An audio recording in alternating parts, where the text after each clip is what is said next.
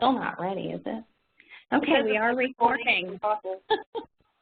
All right. Well, good afternoon, everybody. My name is Cindy Leonard, and I'm going to be introducing the webinar today. It is called During the Trip, Skills for Avoiding Common Crash Causes. With us to lead the webinar is Karen Puckett. Karen is the Director of Workplace Safety at the Texas Department of Insurance. And she is with us today on this recording to share the PowerPoint presentation, which she shared with a group on April 25th. That's the intro. Karen, have I left anything out? Nope. Sounds good. All right. Then I'm going to turn it over to you at the top of my screen. Pass this over to Karen Puckett, and here you go. Thank you, Karen.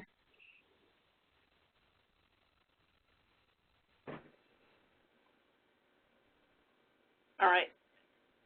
Okay. Good afternoon. I appreciate the introduction, Cindy.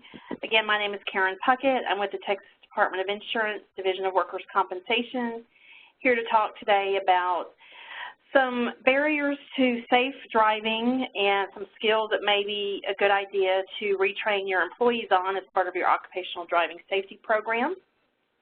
Some things we're going to cover today will be some of the physical abilities that we need as drivers to help us do that safely, and some of the common moving violations that cause crashes and how to avoid them. You know, when you're hiring people to drive for you, whether it's the main part of their job or it's an incidental part of their job, you want to make sure that they're equipped and capable of driving. Most of us have taken a driving test when we first got our license, and if you're like me, that was many years ago. So a lot of experienced drivers may have had some of this information at one point, but maybe it's time for a refresher on some of these driving rules. And new drivers who've recently gotten their driver's license, they may have, recently had the education, but maybe they don't have as much experience on the road and aren't quite comfortable with all of the rules. So it's always a good thing to incorporate these topics into your training program. And why is that? Because a lot of employees in various occupations and industries drive for work, and they're exposed to these dangers on the road. And oftentimes the road itself and the traffic that people encounter are going to be the most dangerous things that they'll encounter in their entire work life, and it could happen pretty regularly. So if I can get my screen to advance, here we go.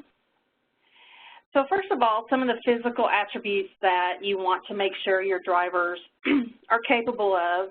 One thing that is obviously really important for driving is having good vision. And some of the things I'm going to talk about when it comes to these physical attributes, we will talk about some of the things that happen over time as people age. I'm not going to suggest that some of these deficiencies are solely age-related, but over time, things can change with our abilities and our functionality as people as we get older. So some of these things might be there when we're young, or they might just progress as we get older. So when it comes to vision, obviously that's really important to be able to drive safely. As people do get older, though, they see less light. Older eyes may need more time to adjust when light changes. It's particularly difficult when driving at night, at dusk, or at dawn.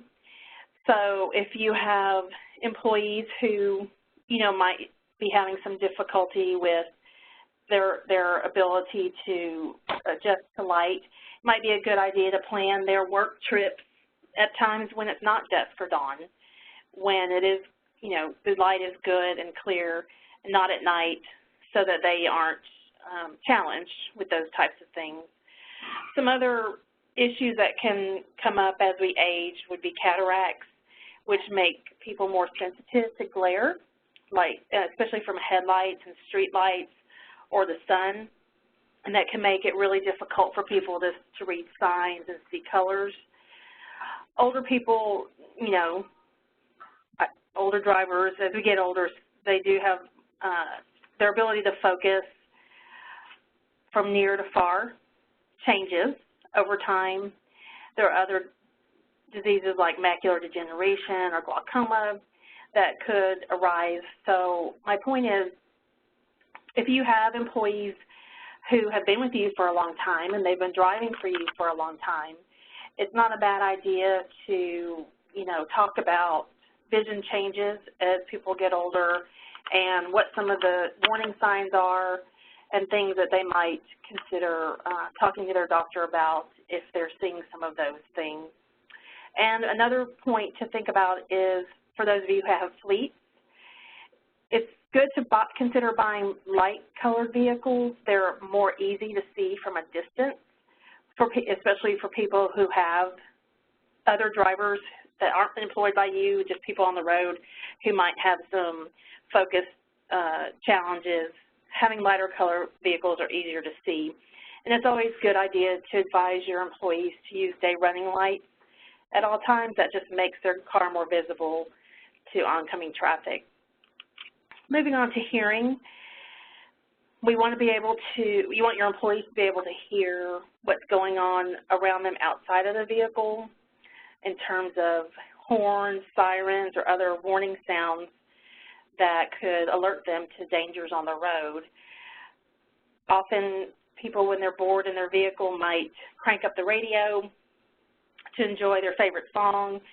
Earbuds and headphones are really popular for people to listen to their music from their electronic devices, and those kinds of things can really drown out other important sounds from the roadway that people should be able to hear. So talk to your employees about making sure that they're not distracted by loud noises in the vehicle. If you have employees who work around loud noises continually in your workplace, you should probably have somebody assess that to see if you need to have a hearing conservation program formally and do noise monitoring. You can hire consultants, or our agency has the consultation program to help do industrial hygiene services to help employers understand if there's an overexposure.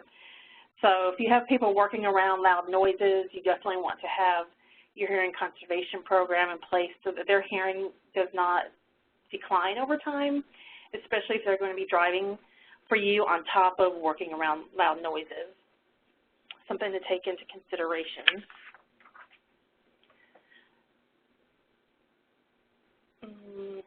So motor skills, these are really important.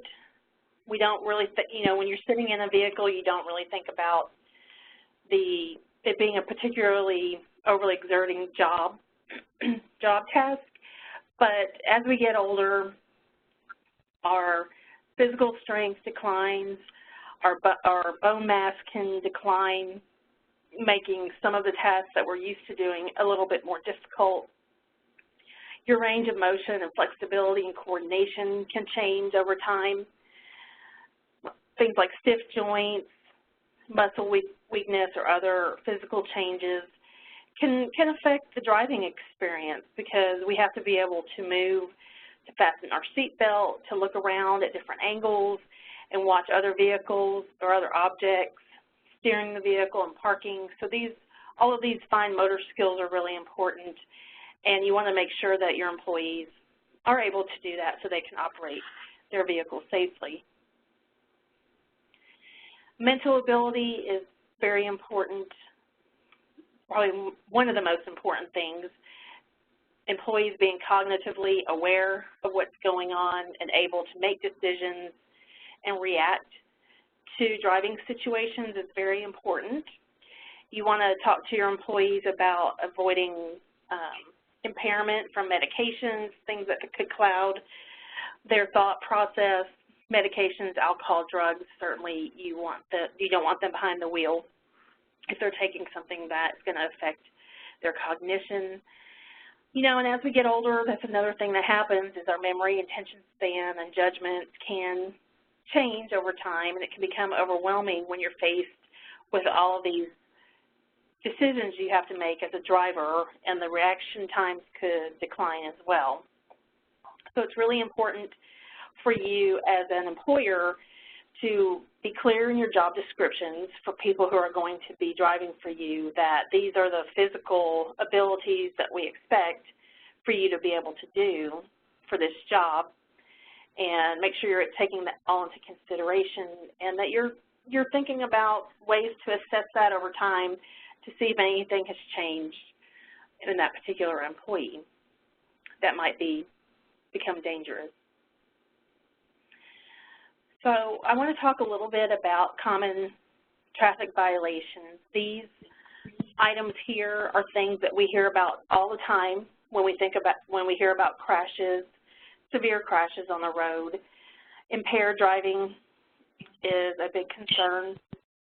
There are a lot of campaigns, public awareness announcements out there trying to remind people not to drive while impaired or under the influence. Driving recklessly causes a lot of crashes as well, and including distractions. Those are probably way underreported, especially using cell phones and that sort of thing. The data that we see does include distractions, but it may not represent the entirety of the issue. Things like speeding, tailgating, driving aggressively, those kinds of things do cause a lot of crashes. And I looked at the 2016 crash data from the Texas Department of Transportation, and when you looked at contributing factors, including things like cell and mobile device use, either talking or texting, failure to control speed, fatigued driving, impaired driving, under the influence of drugs and alcohol, speeding in general, those types of contributing factors were involved with over 219,000 crashes in 2016.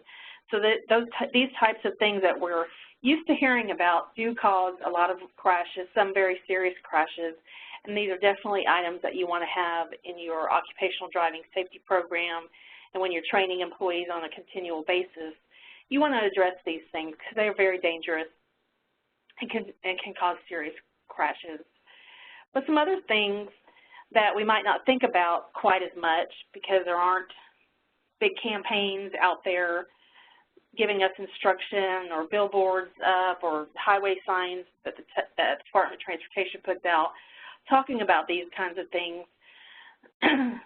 But there are a lot of crashes caused by improper vehicle maneuvers on the roads.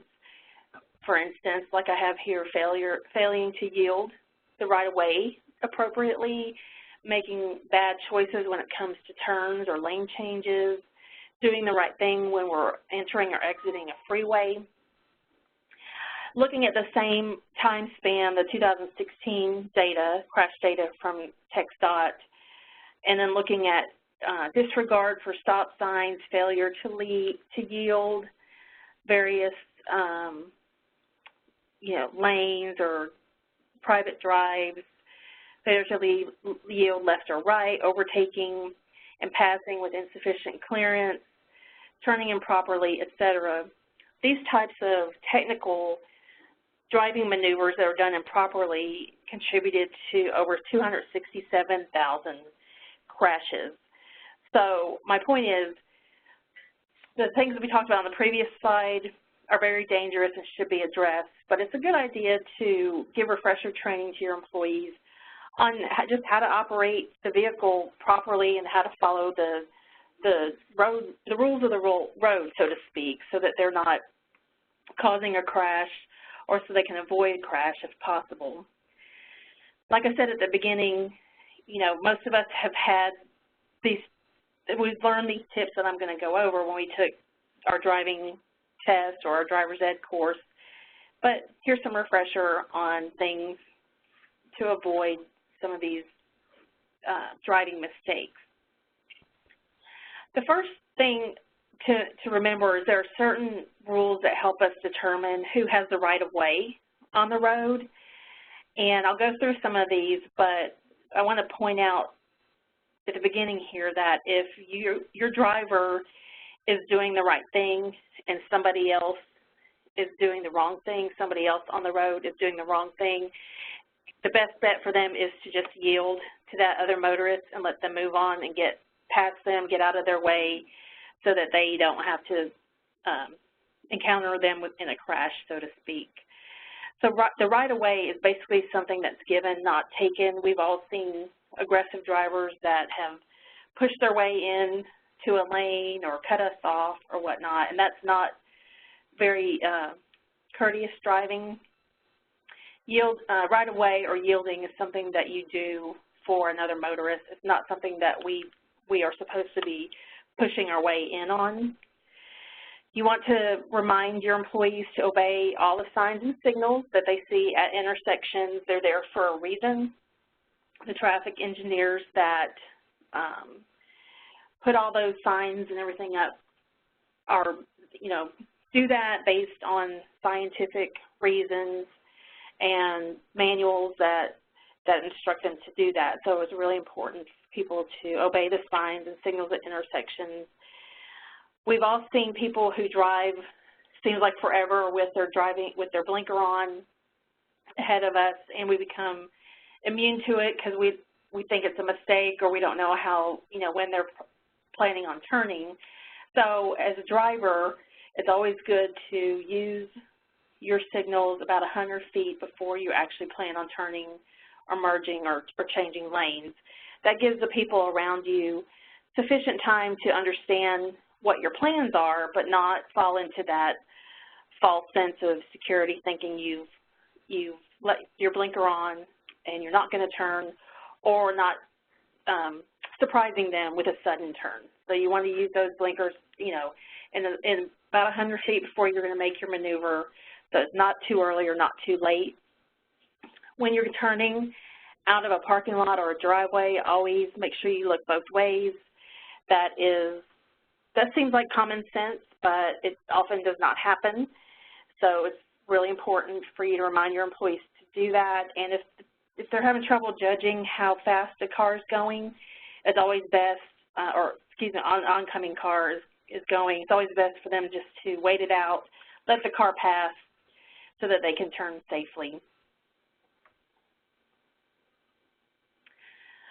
Another thing that seems to mystify people is at an uncontrolled intersection, meaning there's not a stoplight, who has the right-of-way, who gets to go first? And whenever the stoplights are blinking because there's been a power issue or something, that really throws people for a loop, who gets to go next, so to speak. So generally, what these bullets here are illustrating is that when you are at an uncontrolled intersection, you want to yield to the roadway that is most improved, okay?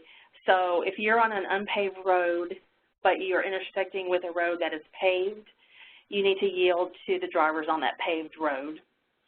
If you're on a single lane or a two-lane road and you're intersecting with a multi-lane road, that's a more improved road, so you would yield to the drivers on the multi-lane road.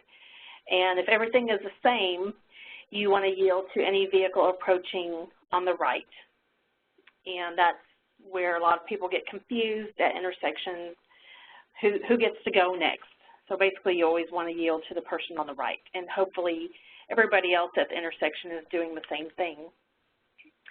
While we're talking about yielding, just a couple of reminders. You do have to yield the right-of-way to police cars, fire trucks, ambulances, and other emergency vehicles. If they're sounding their siren or flashing their lights, you're supposed to yield to them. If traffic allows, you pull to the right edge of the road and stop. If you're unable to pull over to the right, you need to slow down and give a clear path for the emergency vehicle. You're not allowed to follow within 500 feet of a fire truck that is responding to an incident. You shouldn't park or drive on a street where a fire truck has answered an alarm, and you shouldn't park anywhere that's going to interfere with the arrival of other emergency vehicles. So don't block driveways and that sort of thing.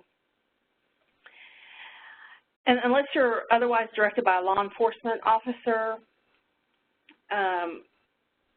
if you approach a stopped emergency vehicle with its lights activated, you need to vacate the closest lane to the emergency vehicle on the road. So in other words, if the emergency vehicle is on the right shoulder and you're in the outside right lane, you need to move over to the inside left lane to give a wide berth to that emergency vehicle.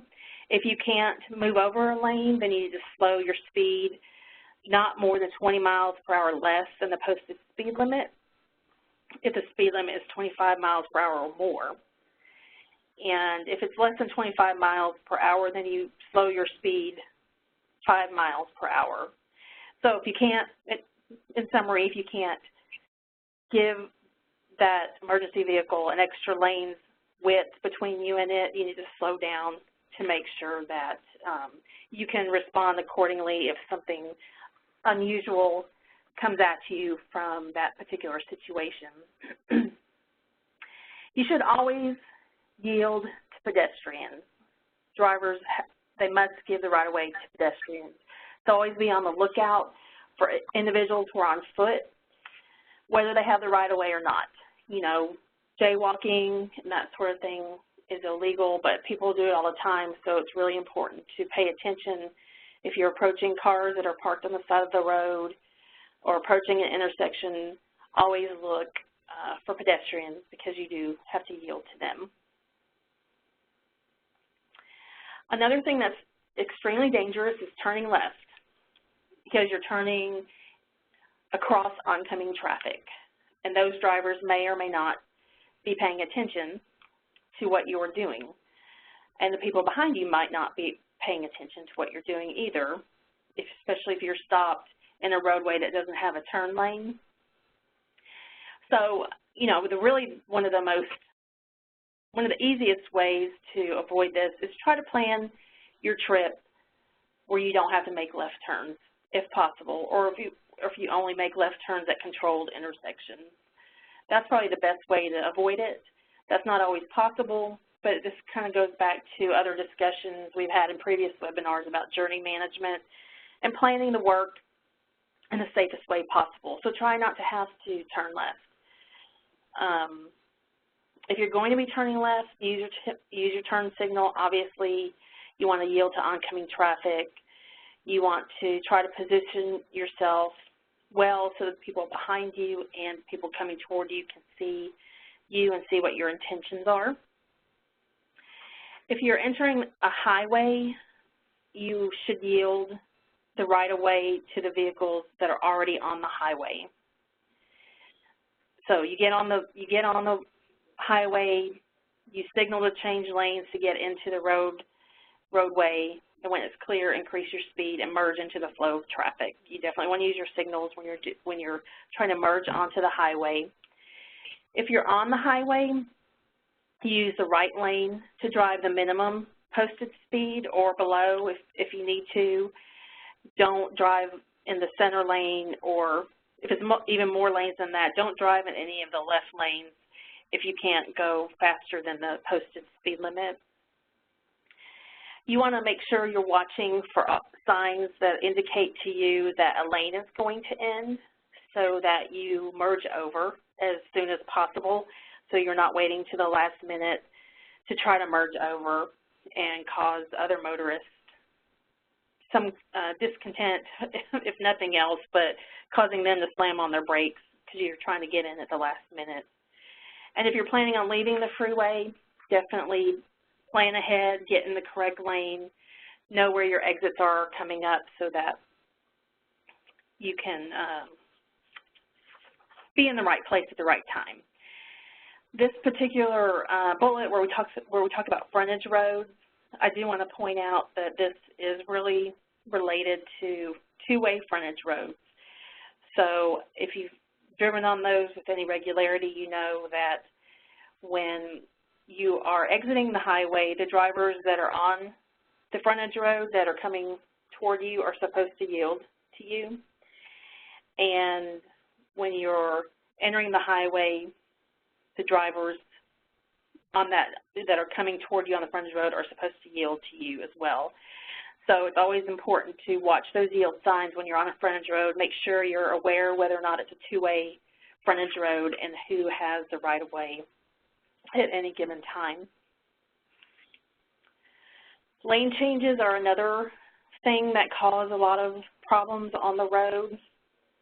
A lot of people talk about blind spots in their vehicle that they can't see or they didn't see another motorist because they were in their blind spot. And a lot of people don't adjust their mirrors properly to make sure that they can see their blind spots. So when you're sitting in the driver's seat, for your left side mirror, you want to lean your head over till it touches the driver's side window and look in your side mirror, your left side mirror, and adjust it out to where you just see the edge of your vehicle in the mirror. That's going to give you a good coverage of the lane next to your vehicle. So, you're not really using that side mirror to look at your own vehicle. You want to look at the lane next to you. And then for your right mirror, you would lean over your center console and adjust that mirror out as well till you just see the edge of your vehicle on the inside of the mirror. And then, of course, you want to adjust your rear view mirror so that you can see clearly through the back window. You use all three mirrors in tandem or at the same time. They're all meant to help you see behind. Use your rear view mirror to see behind you. Your side mirrors are meant to see what's happening in the lanes or the spaces next to your vehicle. They help you assess the traffic around you, but they don't replace the need for you to use your head, neck, and eyes to check for traffic. So they are helpful, but you still want to look and, to the best of your ability, see if everything is clear before you change lanes. A lot of newer vehicles have crash avoidance technology where it will alert you in some manner to let you know when there's a vehicle in the lane next to you or behind you or in front of you. That's very helpful, but that's one of those things you need to get used to, pardon me, with your vehicle and understand how it works before you actually get on the road, because it could end up being a distraction for you. Again, you want to make sure that you're in the correct lane as much as possible when you're on a multi-lane road. If you are on say it's a 3-lane road and you're in the far right lane and you want to move to the middle lane, you do have to yield to motorists who are in the inside lane who might be wanting to move over to the middle lane as well. So make sure you're paying attention to what's happening in other lanes, not just the ones right next to you. Never pass in a no passing lane, especially when you're coming to the crest of a hill. A lot of people get antsy if they're behind a truck or something that's going slower than they would like to, and they make a decision to pass anyway, even if it's marked as a no passing lane. And that's a huge risk that your employees should not be taking, because they never know if the other motorist that's in the oncoming traffic, they could be distracted. They might not be paying attention or not be able to react and slow down to your driver coming toward them in the lane. So definitely, teach your employees not to engage in that kind of driving behavior. Pardon me, allergies. So this is a really good resource. If any of you are new drivers, you've probably seen this recently, but the Texas Department of Public Safety has a driver handbook, and you can get it on the DPS website, and it's a really good tool for you to use to incorporate some of these rules and tips into your driving training programs. This is just a screenshot. There's a whole chapter on right-of-way. Talked about some of the things I just mentioned, but you can use this information to train your employees, you know, not necessarily making them sit down and read the manual. That's not exactly engaging training method, but you can incorporate some of these tips into your training materials. Here's another chapter on signaling, passing, and turning. This manual has a whole lot of information in it that you can use to remind people, hey, these are the rules of the road. This is the way you're supposed to do it, so that they can drive safely and get to their destination in one piece. As I said at the beginning, a lot of occupations and industries require people to drive, and it's probably one of the most complex things and dangerous things a lot of us are ever going to do. You want to equip your employees well so that they understand both your expectations when it comes to their performance as a driver, and they understand the rules of the road, so they get to their destination in the same conditions that they showed up for work for you that day. Here is information about how to find information on our website. We have a lot of driver safety information and guidance and resources and training materials and sample policies. We try to basically create some one-stop shopping for people to fill their needs when it comes to addressing driving safety with their employees. Your workers' compensation insurance company, if you carry workers' compensation, is required by Texas law to provide help to their policyholders on safety issues. So you could contact their loss control department. If you look on the front of your workers' compensation policy, there should be a notice telling you how to get in touch with their loss control department. The Texas Department of Transportation has a lot of driver safety materials, campaign materials, instruction, different things that you can use and incorporate into your training programs. And since you're participating in this webinar, obviously the National Safety Council's Our Driving Concern program has many really good resources for you to incorporate into your training program. And with that, that concludes this presentation today. As Cindy said, we're re-recording this from an April 25th webinar that we did, so I encourage you to contact me. Here's my contact information. If you have any questions about the materials we covered today or looking for general help with safety, our agency helps with training. We can do consultations to help employers with their safety programs. And we have a host of resources available to help people stay safe on the job. And with that, I'll turn it back over to Cindy. Okay, well, thank you, Karen, for being with us today. We greatly appreciate the information that you shared. I think it's always super helpful to provide a little refresher course here and there when the time allows to go over procedures of driving and the basics and the things that we may have not applied or thought about as recently as the younger drivers and the newer drivers who have been reading and studying and practicing. So thank you for going over some of these helpful tips with us today, Karen. This concludes the webinar. Everybody have a great day. Thank you.